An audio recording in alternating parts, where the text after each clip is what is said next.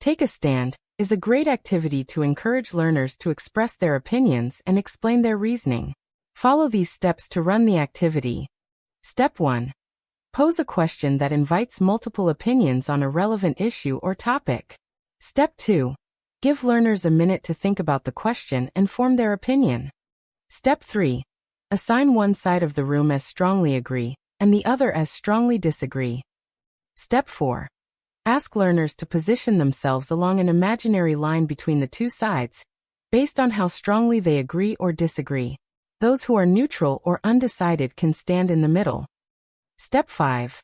Walk along the line and invite a few students to share their opinions. Ask them to explain why they chose their position.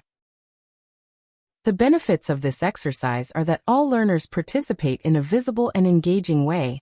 Learners gain insight into how their opinions compare to their peers, and it provides an opportunity to explore the rationale for their opinion. A possible challenge is that some learners may be reluctant to express an opinion, or may not have one. To support them, let students know they can choose to pass if you approach them for input. To ensure Take a Stand is inclusive and accessible for all learners, consider the following. If possible, share the discussion prompts in advance, especially for sensitive or complex topics. For example, ethical or social science-related questions. Present questions both visually and orally. Use large, legible fonts for all written content such as prompts, subheadings, and questions. Ensure there is enough space for students to move and gather around the designated areas.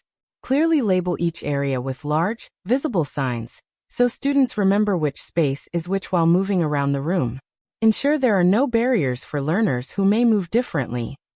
Take a Stand is a simple yet powerful strategy that can create a dynamic space for students to explore and express their opinions. Try it out in your next class. Visit the CTL if you would like any help implementing active learning strategies.